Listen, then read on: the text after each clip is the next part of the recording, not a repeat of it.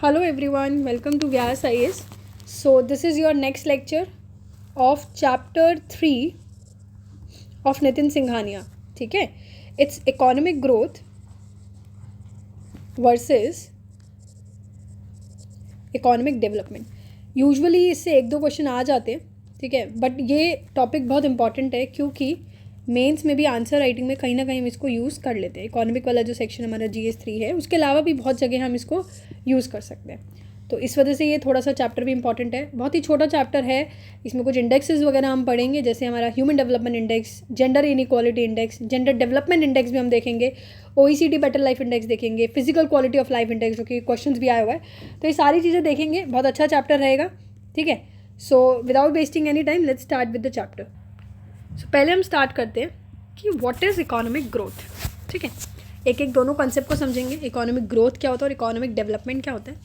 Let's start with economic growth. ठीक है, सो देखो, इकोनॉमिक ग्रोथ नाम से समझ आ रहा है इकोनॉमी की ग्रोथ होना, ऐसा ही कुछ समझ आ रहा है. इकोनॉमी की ग्रोथ किस तरीके से हम करते हैं, इन टर्म्स ऑफ इनकम. जैसे मैं बोलती हूँ कि मैं ग्रो हो रही हूँ, ऑफकोर्स ही बात है, मतलब मैं स्किल्स की बात नहीं कर रही हूँ यहाँ पे, मैं बात कर रही हूँ यहाँ पे मनी के टर्म्स में, कि अगर मैं बोल रही हूँ मैं ग्रोथ, मेरी ग्रोथ हो रही है, तो दैट मीन्स मेरी इनकम बढ़ रही है. सिंपल सी बात है. अगर हम नेशन के टर्म्स में बात करें, इकोनॉमी के टर्म्स में बात करें, तो हम यही तो बोलते हैं कि देश की GDP का बढ़ना, देश की GDP का बढ़ना.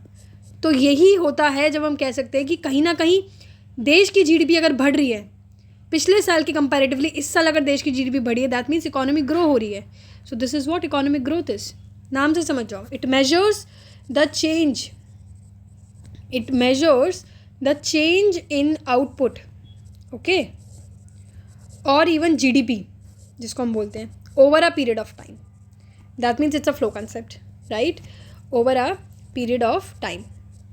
यानी कि ये बता रहा है कि एक टाइम, कुछ टाइम पीरियड के बीच में, कि किस तरीके से इकोनॉमी के अंदर गुड्स की प्रोडक्शन बढ़ी हो, किस तरीके से, ऑफकोर्स बात है ना, गुड्स की प्रोडक्शन बढ़ी हो, किस तरीके से देश की GDP बढ़ी है, लोगों की इनकम बढ़ी है. तो ये दिखाता है इकोनॉमिक ग्रोथ. ठीक है, हम बोल सकते हैं कि इंक्रीज़ होना, किस किस चीज़ में इंक्रीज़ होना, कैपिटल के टर्म्स में हम बोल सकते हैं, कैपिटल गुड्स के टर्म्स में हो सकता है लेबर इंक्रीज़ हुई है, हो सकता है टेक्नोलॉजी अच्छी आने लग गई है, और हो सकता है ह्यूमन कैपिटल बढ़ा, कुछ भी हो सकता है. बट इन सब चीज़ों में चेंज आ रहा है. हम कह रहे हैं देश की GDP बढ़ रही है पिछले साल के कंपैरेटिवली, दैट मीन्स इकोनॉमी की ग्रोथ हुई है. ठीक है, हम रेट कैसे निकालते हैं कि इकोनॉमी की ग्रोथ कितने रेट से हुई है.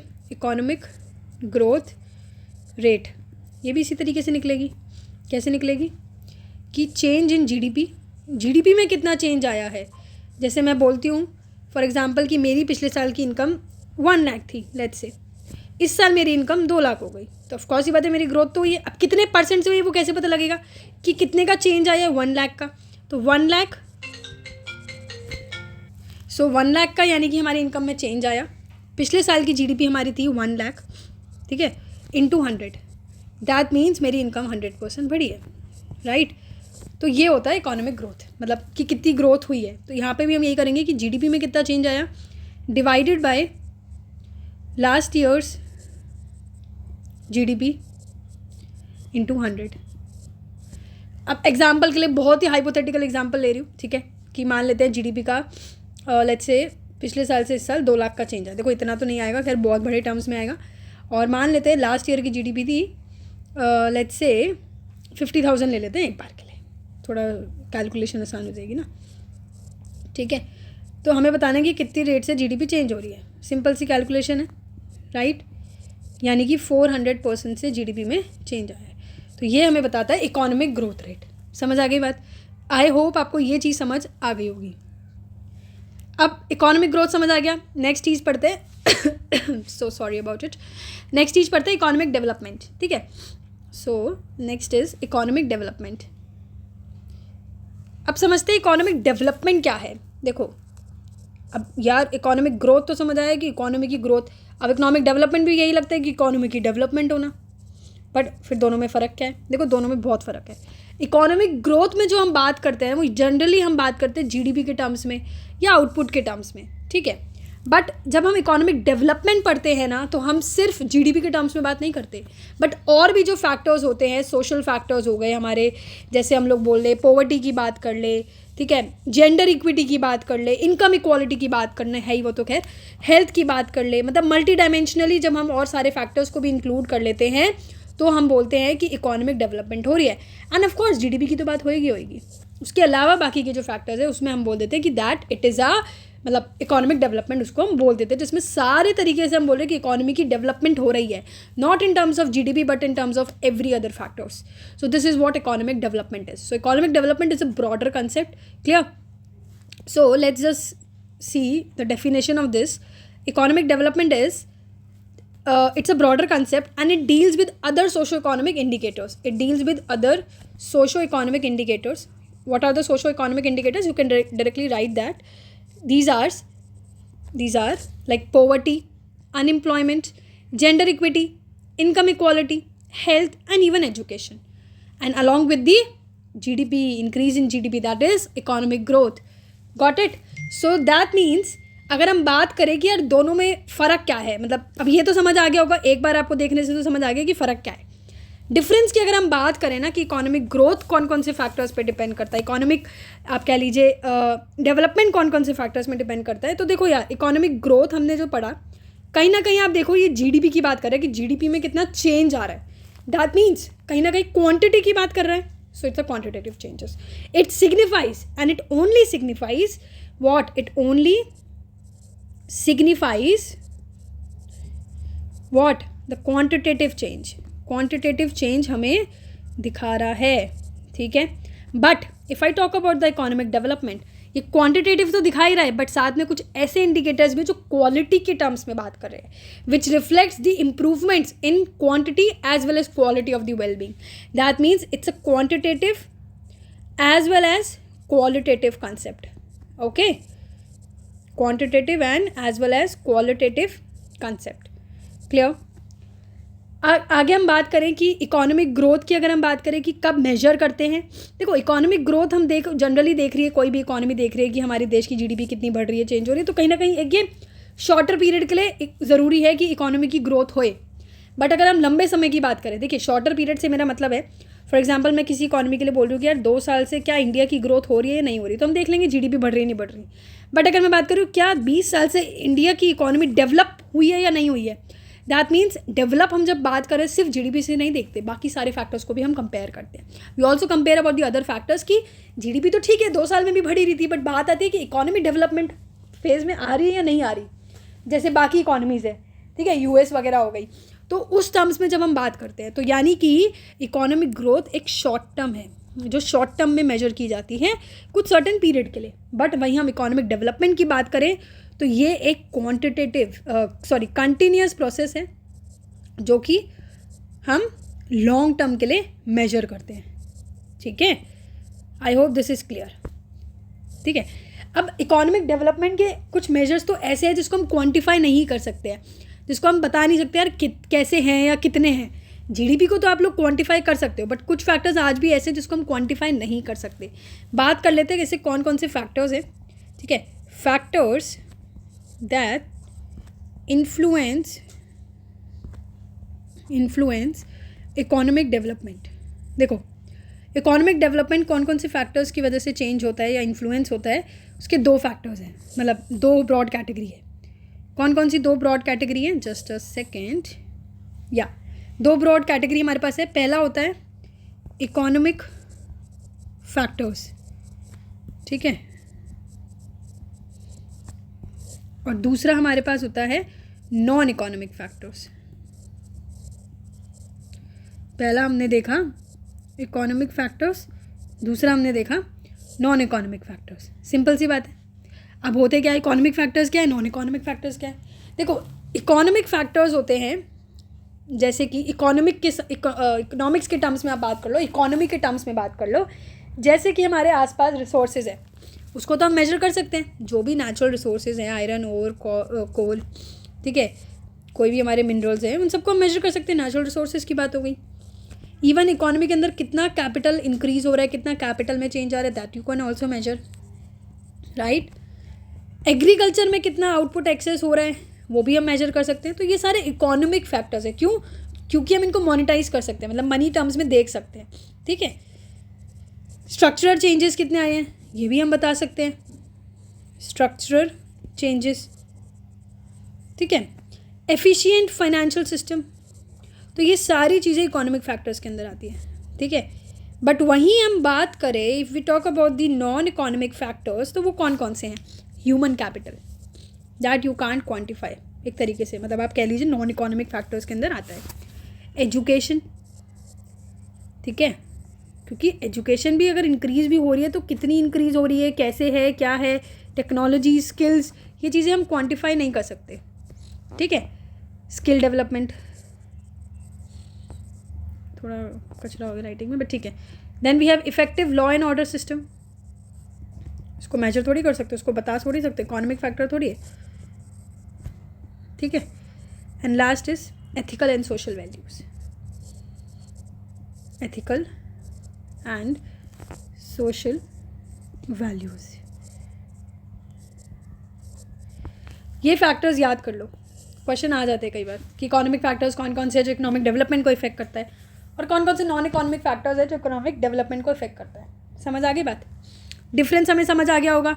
अभी तक इकोनॉमिक ग्रोथ कैसा है कि क्वांटिटेटिव चेंजेस देखता है, बट इकोनॉमिक डेवलपमेंट में हम quantitative as well as qualitative दोनों चीज़ें देखते हैं। इसका जो हम बात करें इकोनॉमिक ग्रोथ एक नैरो कंसेप्ट है, बट इकोनॉमिक डेवलपमेंट एक ब्रॉडर कंसेप्ट है। क्यों? क्योंकि इसके अंदर हम ये वाला इकोनॉमिक ग्रोथ को भी ले लेते हैं। ठीक है, यहाँ से हमें क्या पता लग रहा है, इसको क्या यूज़ क्यों करते हैं इकोनॉमिक ग्रोथ को? देश की जीडीपी के लिए जीएनपी वगैरह कंसीडर करता है। वेयर एज यहाँ पे हम क्या देखते हैं, इकोनॉमी की डेवलपमेंट देखते हैं थ्रू ह्यूमन डेवलपमेंट इंडेक्स के थ्रू देख लेते हैं, या और भी अदर इंडेक्सेस वगैरह के थ्रू देख लेते हैं कि देश की डेवलपमेंट कितनी हो रही है। नेक्स्ट हम पढ़ लेते हैं अब अंडर डेवलपमेंट। ठीक है, कि अंडर डेवलपमेंट क्या होता है। Okay, so let's say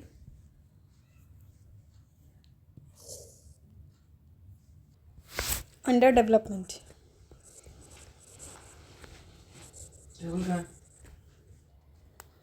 under development. ठीक है, अब बात करते हैं कि अंडर डेवलपमेंट क्या होता है। देखो, अंडर डेवलपमेंट नाम से समझ आ रहा है कि डेवलपमेंट नहीं है, something like this. Under development, development मतलब डेवलपमेंट होना, अंडर डेवलपमेंट मतलब डेवलपमेंट की कमी होना, या फिर हम बोल सकते हैं low level development. Right, development की कमी है, लो लेवल पे है, तभी तो अंडर डेवलपमेंट बोल रहे हैं। तो कहीं ना कहीं इसका मतलब ये हो गया कि ऐसे हम बोल सकते हैं जो भी इकॉनमी या जो भी कंट्री जहाँ पे डेवलपमेंट की कमी है, दैट मीन्स वहाँ पे लोगों की इनकम की भी कमी होगी। ऑफ कोर्स ही बात है। Low level of per capita GDP हम बोल सकते हैं, या पर कैपिटा इनकम भी बोल सकते हैं। पर कैपिटा इनकम तो पता होगा ना क्या होता है, हर एक इंसान की इनकम डिवाइड कर लेते हैं टोटल पॉपुलेशन से। तो कहीं ना कहीं लोगों की इनकम क्या होना, कम होना, तभी तो वो कंट्री अंडर डेवलप्ड है। ठीक है, तो कहीं ना कहीं इसको बोला जाता है अंडर डेवलपमेंट। ओके, और सबसे बड़ा रीज़न हम इसका क्या कह सकते हैं, जैसे कि आपको पता है ऑक्यूपेशन में हमारे 3 सेक्टर्स होते हैं। ठीक है, कौन कौन से सेक्टर्स होते हैं? प्राइमरी सेक्टर्स, सेकेंडरी सेक्टर्स और tertiary sector. Primary sector, secondary sector और टर्शरी सेक्टर। तो अब किसी भी इकोनॉमी की अगर जीडीपी की कमी है तो मेन रीज़न यही होगा ना कि यार वो अभी भी इतनी कंट्री डेवलप नहीं है। मेन रीज़न ये होगा कि कंट्री के अंदर अभी भी प्राइमरी सेक्टर्स के लोग ऑक्यूपाइड ज़्यादा है। प्राइमरी सेक्टर्स में प्राइमरी जो जॉब्स हैं जैसे एग्रीकल्चर, फिशिंग, माइनिंग, ये वाली जो चीज़ें होती हैं, तो इसी वजह से हम कह सकते हैं कि the main reason behind that कि लोग अभी भी अंडर डेवलप्ड है वो है प्राइमरी सेक्टर्स में लोग ज़्यादा अभी भी ऑक्यूपाइड है। राइट, तो बहुत सारे फीचर्स होते हैं किसी भी अंडर डेवलप्ड कंट्रीज़ के, जैसे कि पहला तो हमने देख लिया कि low level of GNP per capita. Other reasons can be कि कैपिटल फॉर्मेशन की कमी है। ठीक है, जैसे हमने देखा था उसमें कैपिटल फॉर्मेशन ज़्यादा होता है, तो लो कैपिटल फॉर्मेशन। राइट, उसके अलावा हमारा हो सकता है कि high levels of unemployment, high unemployment ज़्यादा होगी, लोगों पे काम ही नहीं है तभी तो इतनी ज़्यादा अनएम्प्लॉयमेंट है। हो सकता है एग्रीकल्चर सेक्टर्स के अंदर उनकी डिस्गाइज अनएम्प्लॉयमेंट चल रही हो। डिस्गाइज अनएम्प्लॉयमेंट आपको पता है ना, जिसमें एक ही मतलब हिडन अनएम्प्लॉयमेंट जिसको हम कहते हैं, जिसमें हो सकता है कि एक ही लैंड में एक्सेस लोग काम कर रहे हो जिसमें बल्कि ज़रूरत भी नहीं है। ठीक है, अनएम्प्लॉयमेंट बहुत ज़्यादा है या फिर अंडर एम्प्लॉयमेंट बहुत ज़्यादा है। ओके, और इवन हो सकता है जो लेबर की प्रोडक्टिविटी है वो भी कम है, जिसको हम फ्रिक्शनल अनएम्प्लॉयमेंट भी कह सकते हैं, low levels of productivity of labour sorry, ठीक है। ऑल्सो क्या हो सकता है, पॉवर्टी बहुत ज़्यादा हो, high levels of poverty, right. Income inequality बहुत ज़्यादा हो, हाई इनकम इनइक्वालिटी, कि अमीर लोग अमीर बहुत है बट गरीब लोग बहुत गरीब भी बहुत है, ठीक है। ह्यूमन कैपिटल की कमी हो, लो ह्यूमन कैपिटल।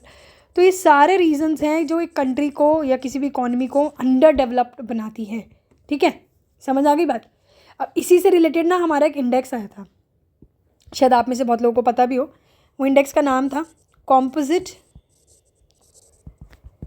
Development index. देखिए कॉम्पोजिट डेवलपमेंट इंडेक्स कहाँ से आया था, एक रघुराम राजन कमेटी बिठाई गई थी। कॉम्पोजिट डेवलपमेंट इंडेक्स जो था इसके लिए रघुराम राजन कमेटी बिठाई गई थी। 2013 की बात है ये, कमेटी इन 2013, ठीक है, जिसमें रिपोर्ट सबमिट करी कि कैसे नया एक अंडर डेवलपमेंट इंडेक्स भी निकाला जाए, जो अंडर डेवलप कंट्रीज़ हैं उनके लिए कुछ इंडेक्स निकाला जाए। इसको लेके ये कमेटी बिठाई गई थी, रघुराम राजन कमेटी, ठीक है। तो यहाँ से निकल के आया था composite development index, composite development index. तो इस कमेटी ने ये सजेस्ट किया कि जो भी अंडर डेवलप्ड है स्टेट्स, जो भी अंडर डेवलप्ड है स्टेट्स, उसके लिए इंडेक्स निकाला जाए, ठीक है। इसके अंदर, इस इंडेक्स के अंदर मैं बात करूँ 10 सब कंपोनेंट्स थे। अभी देखो इतना हमें नीड नहीं है, बस थोड़ा बहुत पता हो कि ठीक है ऐसा कोई इंडेक्स आया रघुराम राजन कमेटी से, और कमिटीज़ बहुत इंपॉर्टेंट है, आपको पता है यूपीएससी बहुत पूछता है, ठीक है। तो 10 कंपोनेंट्स थे, सबके वेटेज इक्वल दिए थे। वेटेज इक्वल मतलब 1/10 करके सबको वेटेज दे दिए, ठीक है। इंडेक्सेस क्या थे एक बार बता देती हूँ, याद होए तो ठीक है, इसे नीड नहीं है बहुत ज़्यादा। जैसे कि मंथली पर कैपिटा कंजम्पशन कितनी है, कि हर महीने का कितना कंजम्पशन एक्सपेंडिचर लोग कर रहे हैं, एजुकेशन पे कितना खर्च हो रहा है, हेल्थ पे, हाउस होल्ड एमिनिटीज़ जो हमारी होती है, ठीक है, पॉवर्टी रेट कितना है, फीमेल की लिटरेसी कितनी है, कितने SC/ST पॉपुलेशन है, अर्बनाइजेशन रेट क्या है, फाइनेंशियल इंक्लूजन कैसी और कनेक्टिविटी कैसी है। ये सारे रीज़न से ये हमारा कॉम्पोजिट डेवलपमेंट इंडेक्स निकल के आता था, ठीक है। समझ आ गई। अब नेक्स्ट जो टॉपिक है वो आप ऐसे समझ लो बहुत इंपॉर्टेंट है, क्योंकि इंक्लूसिव ग्रोथ से बहुत क्वेश्चंस आते हैं, चाहे मैं प्रीलिम्स की बात करूँ या मेंस की बात करूँ, ठीक है। जस्ट अ सेकेंड, या let's start with inclusive growth. हम इंक्लूसिव ग्रोथ तो देखेंगे ही, और उसको डिफरेंस देखेंगे उसका इकोनॉमिक ग्रोथ के साथ, कैसे वो डिफरेंट है। So inclusive growth versus economic growth, ठीक है।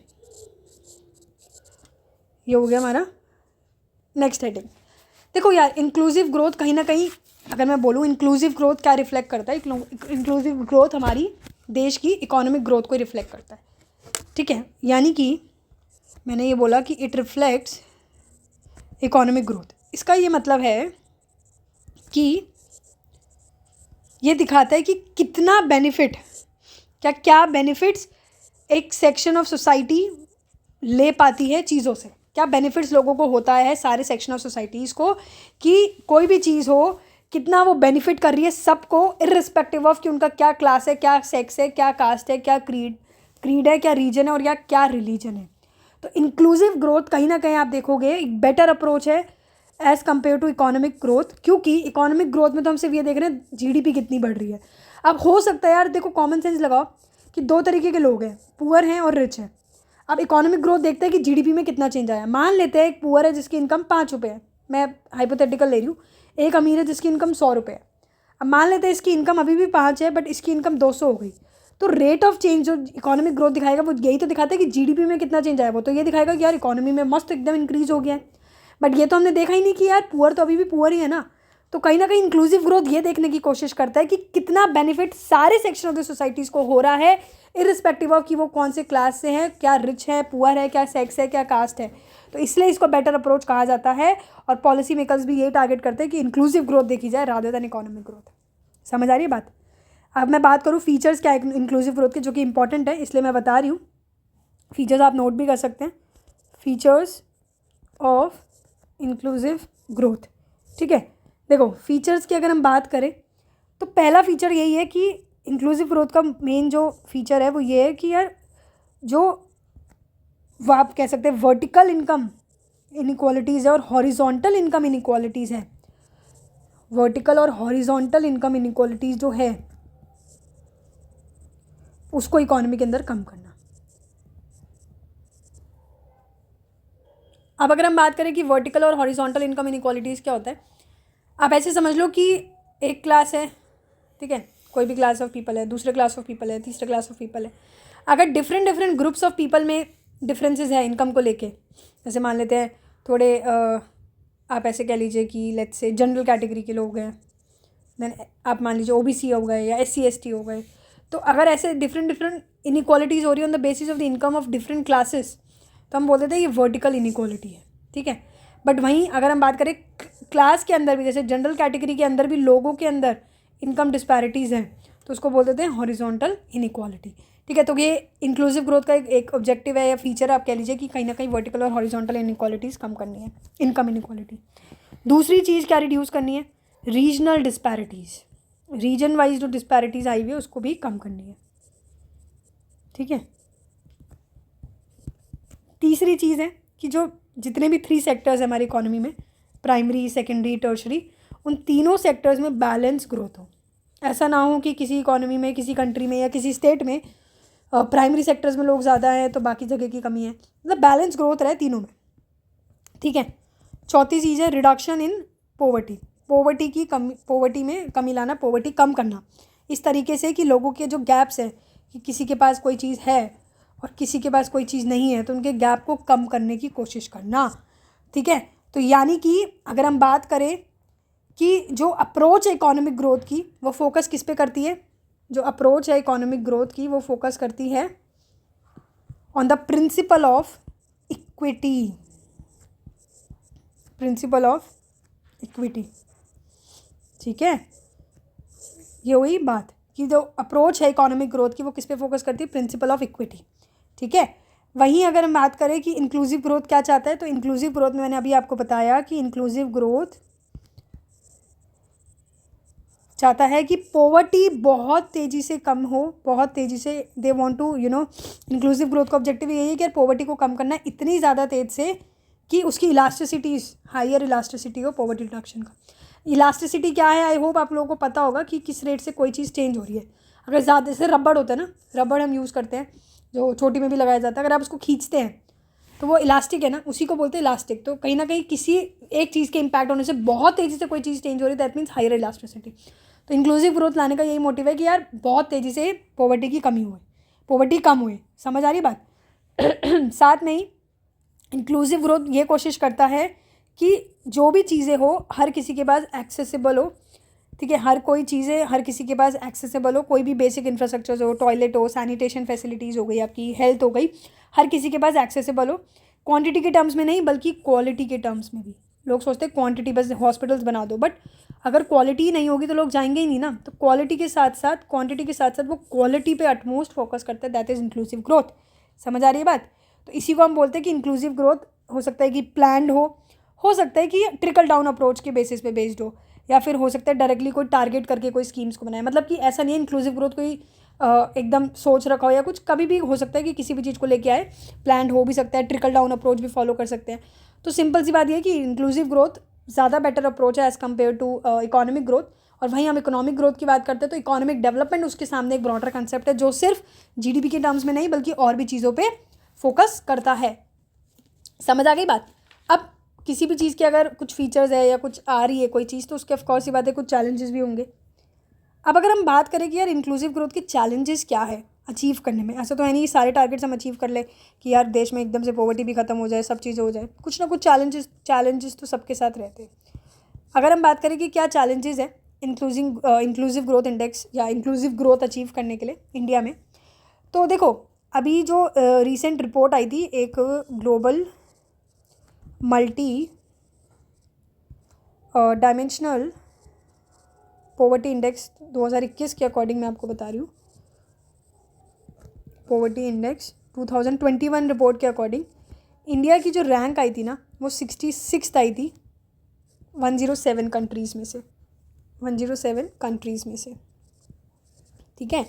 जिसमें इंडिया का अगर मैं स्कोर की बात करूँ तो अराउंड 0.118 था, ठीक है।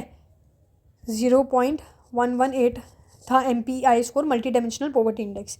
और अगर हम वैसे बात करें तो 25% हाउस हेड काउंट रेशियो था पॉवर्टी। हेड काउंट रेशियो का मतलब कितने लोग अभी भी गरीब हैं, तो 25% ऑफ द पॉपुलेशन आप कह सकते हैं कि कहीं ना कहीं इंडिया अभी भी मल्टी डायमेंशनल पॉवर्टी की यहाँ बात हो रही है, ठीक है। और इवन UN की जो रिपोर्ट आई थी उसके अकॉर्डिंग ये हुआ था, UN की जो रिपोर्ट आई थी उसके अकॉर्डिंग ये हुआ था कि इंडिया की जो रैंक थी वो कहीं ना कहीं पहले जो ऐसा था कि 10 साल में ऐसा बोला गया कि 273 मिलियन पीपल को इंडिया ने 10 साल में पॉवर्टी से बाहर निकाल दिया, ठीक है। ये भी रिपोर्ट देखने को मिली थी। बट स्टिल इंडिया को अभी भी ऐसा है कि इंडिया के अंदर बहुत सारी तरीके से हम कह सकते हैं पॉवर्टी है, बहुत सारे फैक्टर्स हैं जो रिस्पॉन्सिबल है कि अभी भी पॉवर्टी ख़त्म नहीं हो रही है। जैसे कि करप्शन आप देखेंगे आज भी बहुत है, उस वजह से भी कहीं ना कहीं एक रीज़न है कि पॉवर्टी से लोग बाहर नहीं आ पा रहे, ठीक है। एजुकेशन की कमी होना, लैक ऑफ एजुकेशन, चाहे फाइनेंशियल एजुकेशन हो या कैसी भी एजुकेशन हो, ठीक है। स्किल मिसमैच है कि लोगों के पास स्किल ही नहीं है जो चाहिए जॉब्स के लिए, जिस वजह से जॉब नहीं मिल पाती, एम्प्लॉयमेंट नहीं हो पाती है, ठीक है। तो आज भी बहुत सारे रीजंस हैं जिस वजह से इंडिया कहीं ना कहीं अभी भी पीछे है। हालांकि इतने सारे लोगों को 10 साल में हम लोग लेके बाहर आए हैं पॉवर्टी से, बट स्टिल इंडिया की रैंक अभी भी बहुत पीछे है। तो there is lot to achieve, ठीक है। और भी बहुत सारे फैक्टर्स बताते हैं कि जॉब ग्रोथ इतनी नहीं है, मॉडर्नाइजेशन नहीं है एग्रीकल्चर सिस्टम में भी, सोशल बैकवर्डनेस है, तो रीजनल डिस्पैरिटीज़, बहुत सारे रीज़न है, इस वजह से आज भी इंडिया गरीब है, या आप कह सकते हैं अभी भी बहुत सारे लोग पॉवर्टी फेज में है, ठीक है। इसी के बाद हमारे पास आ गया था inclusive development index, inclusive development index, ठीक है। इंक्लूसिव डेवलपमेंट इंडेक्स की अगर मैं बात करूँ, सॉरी अबाउट इट, या इंक्लूसिव डेवलपमेंट इंडेक्स है, ये इंडेक्स क्या मेजर करता है, ये मेजर करता है 103 कंट्रीज़ की प्रोग्रेस देखता है ये, ठीक है, 3 पिलर्स की बेसिस पे। 103 कंट्रीज़ यहाँ पे इसको डायमेंशन कंट्रीज़ को देखता है 3 पिलर्स के बेसिस में कि उस पर्टिकुलर कंट्री की ग्रोथ और डेवलपमेंट कैसी है, ग्रोथ एंड डेवलपमेंट, ठीक है। दूसरी चीज़ वो देखता है कि इंक्लूजन कितनी ज़्यादा, आप कह सकते हैं कि कोई चीज़ अगर गवर्नमेंट ला रही है, कोई भी चीज़ अगर इकोनॉमी के अंदर है, कंट्री के अंदर है, तो कितना ज़्यादा लोग बेनिफिट उठा पाते हैं। एंड तीसरी चीज़ जो है वो है inter generational equity, generation wise कितना ज़्यादा अभी भी इक्विटी है, मतलब बैलेंस है या नहीं है, चीज़ें बराबर है या नहीं है, या किसी को सेक्शन ज़्यादा लोग, मतलब किसी सेक्शन जैसे मान लो ओल्ड एज के लिए ज़्यादा फैसिलिटीज़ है बट यंगर्स के लिए नहीं है, स्कूल वाले बच्चों के लिए नहीं है, तो ऐसी तरीके की चीज़ें भी ये देखता है। तो 3 पिलर्स के बेसिस में ये कंट्री को प्रोग्रेस करता है, ग्रोथ एंड डेवलपमेंट के बेसिस पे, इंक्लूजन के बेसिस पे एंड इंटर जनरेशनल इक्विटी के बेसिस में। और इंडिया की इसमें रैंक कितनी आई है, इंडिया की इसमें रैंक आई है 62, इंडिया की रैंक आई है 62nd, ठीक है, अमंग ऑल दी कंट्रीज़, ठीक है। समझ आ गई बात। ये रिपोर्ट कौन पब्लिश करता है ये आपको पता होना चाहिए, world economic forum, world economic forum publish करता है ये इंक्लूसिव डेवलपमेंट इंडेक्स। समझ आ गई बात। तो आई होप आपको ये चीज़ें क्लियर होगी, इंक्लूसिव डेवलपमेंट, इकोनॉमिक ग्रोथ और इकोनॉमिक डेवलपमेंट। इसके बाद का जो लेक्चर होगा जो हम आज नहीं कर रहे हैं उसमें हमारे होंगे major indexes of human development, मतलब उसमें हम पढ़ेंगे सबसे most important human development index पढ़ेंगे, जेंडर डेवलपमेंट इंडेक्स पढ़ेंगे, वर्ल्ड हैप्पीनेस इंडेक्स हम इसमें पढ़ेंगे, ग्रॉस नेशनल हैप्पीनेस इंडेक्स, और भी बहुत सारे इंडेक्सेस हम पढ़ेंगे, जिसका पूरा एक लेक्चर रहेगा जिसमें हम सारे इंडेक्सेस एक बारी में कवर करेंगे। सो नेक्स्ट लेक्चर भी आप ज़रूर देखिएगा, बहुत इंपॉर्टेंट है। इससे आपका ये तो रहेगा एटलीस्ट, चाहे एक क्वेश्चन है पेपर में, चाहे 2 या 3, ये तीनों आप अटेम्प्ट कर सकते हैं, ठीक है। इससे ज़्यादा कुछ नहीं पूछते हैं। तो मिलते हैं नेक्स्ट लेक्चर में। Thank you so much.